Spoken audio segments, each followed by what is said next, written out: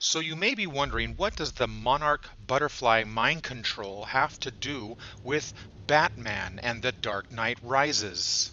You see, Batman is an anthropomorphic character, taking the aspects of an animal and combining them with a human, thus creating an anthropomorphic character, or a superhero. It's a type of metamorphosis. It's morphing the two together.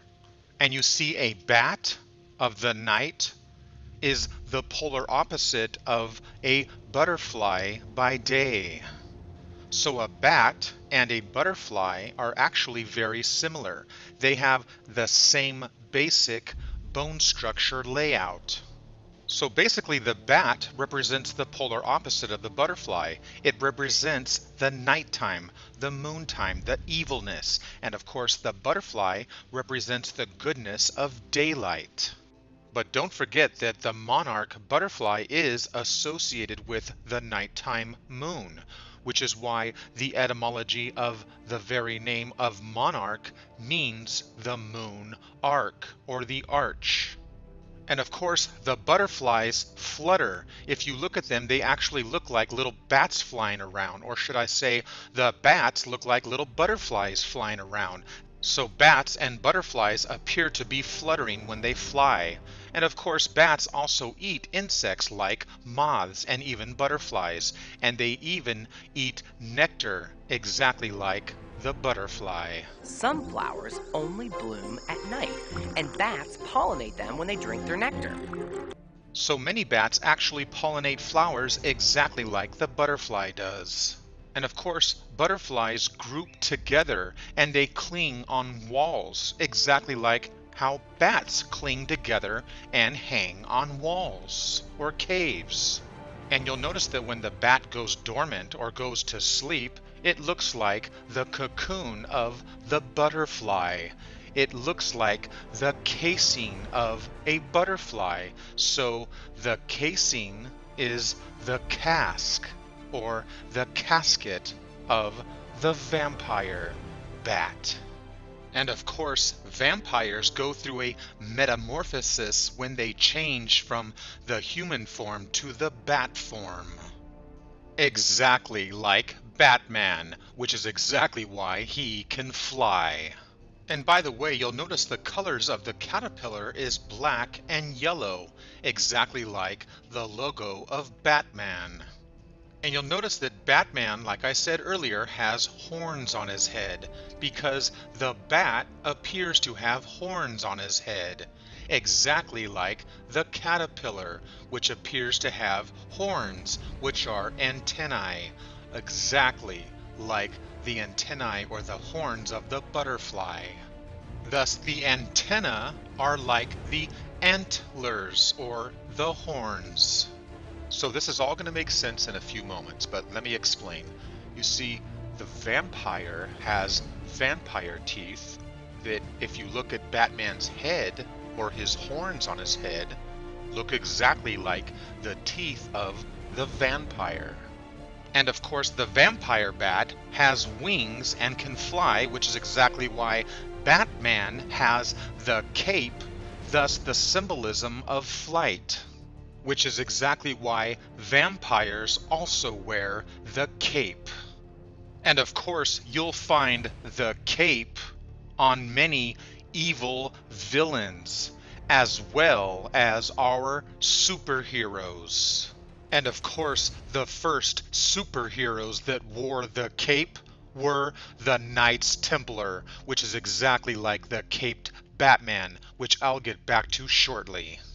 So before I continue, I want to first point out that vampires, once again, are closely associated with none other than the color of purple. So this is exactly why you'll find the color purple associated with vampires in Hollywood films, and even children films like Sesame Street.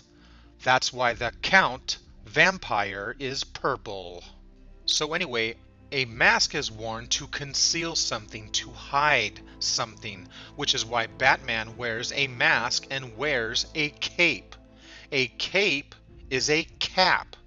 So a cape conceals something or is a cap on top of something, which is why a bottle has a cap on it. It is concealing the inside, keeping it away from the outside, which is why you wear a baseball cap, or the Jews wear a cap on their head, which is like a hood.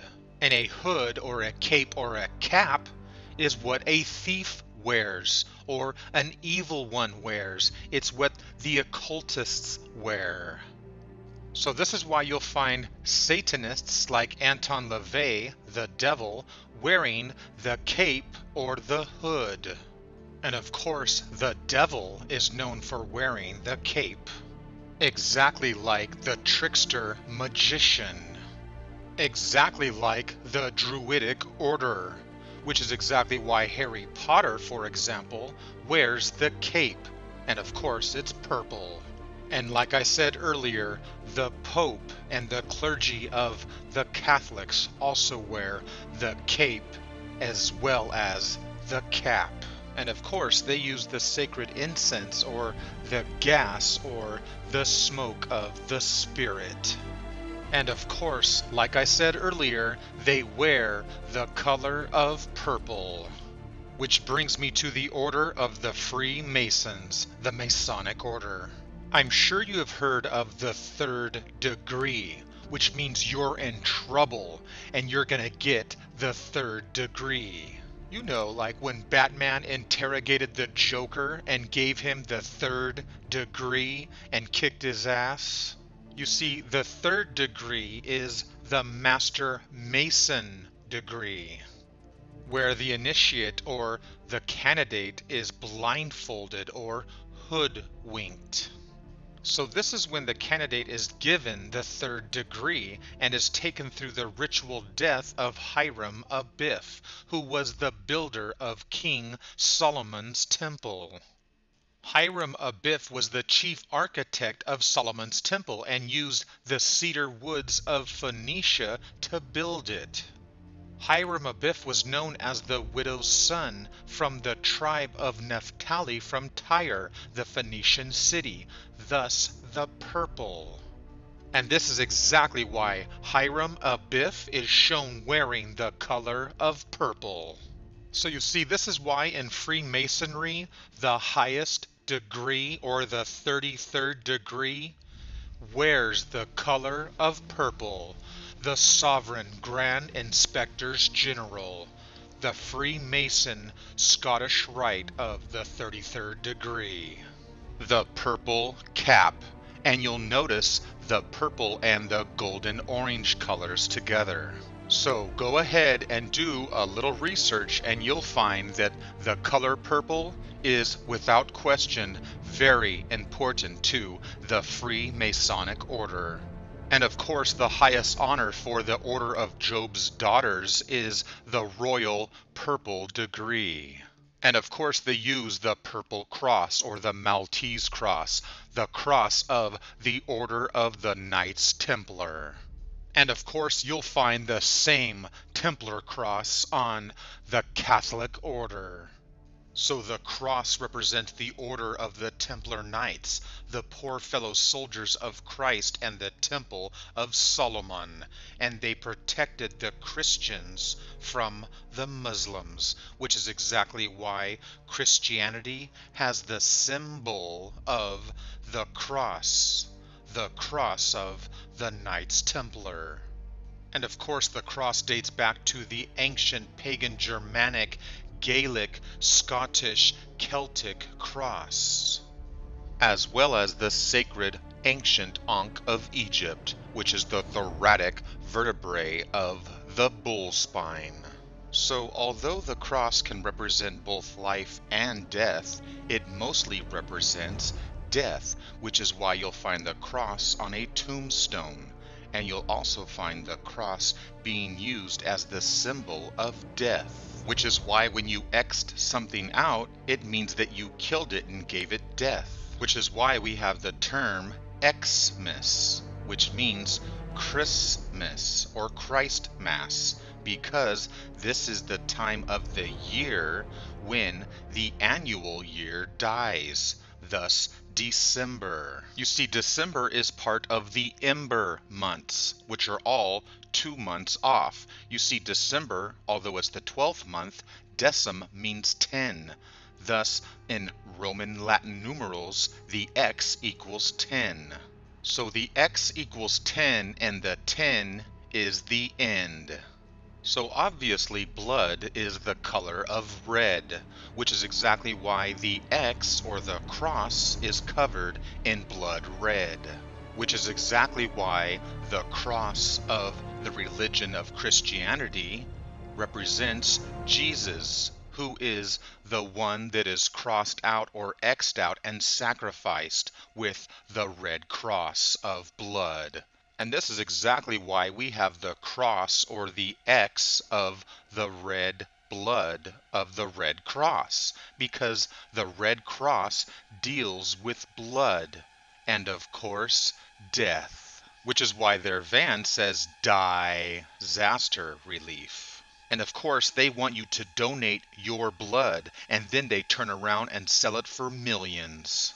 So you see, this is exactly why the Knights Templar use the symbol of the red cross, because it represents the red bloody cross of the red bloody sword.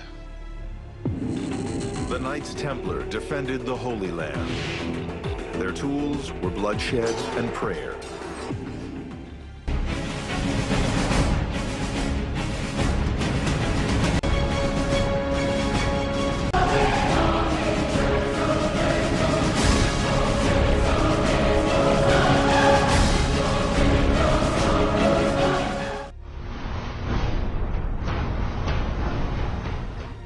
So what are vampires known for? They're known for drinking and sucking blood. You see, there's a long history of vampires and the Knights Templars, whether they fought the vampires or whether they were vampires themselves. Founded in the 12th century, these Christian warrior monks were an unbeatable force for nearly 200 years. Then they suffered a spectacular fall from grace. Tried for heresy, they were accused of practicing strange rituals. Accusers said they spat on the cross, worshipped a severed human head, and engaged in perverse sexual acts. So the Knights Templars were associated with vampires as well as worshipping Baphomet or Baphomet. They are also accused of drinking blood from a human skull, a fallen foe. So these bowls, or drinking cups, or skull cups, can be found to this very day even.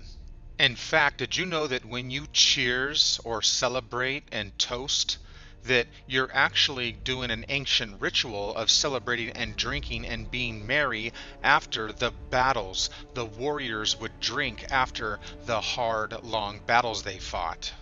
And you see, the Scandinavians are the ones who say skull or skull. It means the skull, the head, which is why Old Norse skull is a bowl. So whether the Vikings actually used to wear horns on their head in ancient times, or whether they drank from a horn, or whether they drank from a skull or a bowl, you see, these are signs and signals giving off a sacred hidden message of esoteric wisdom, the symbology, which is a symbol. And by the way, you go to school. That's correct. When you go to school, you're actually going to skull, because that's exactly what it means, because that is where you learn from, your head, your skull. And of course, they have the bell that rings for the time of indoctrination. The bell means the white light, the light of enlightenment. And you will also find the bell at the church, because it's time for more indoctrination. And real quickly, I want to point out that the Viking team uses the color scheme of none other than purple and the golden orange. So we know that the elders and the elite of the world, of the illuminated Illuminati, are the ones that are death cult worshippers, making blood sacrifices, thus their obsession with necrophilia. And of course, our former president even belonged to the cult of the skull and bones, a clear symbol of the worship of death.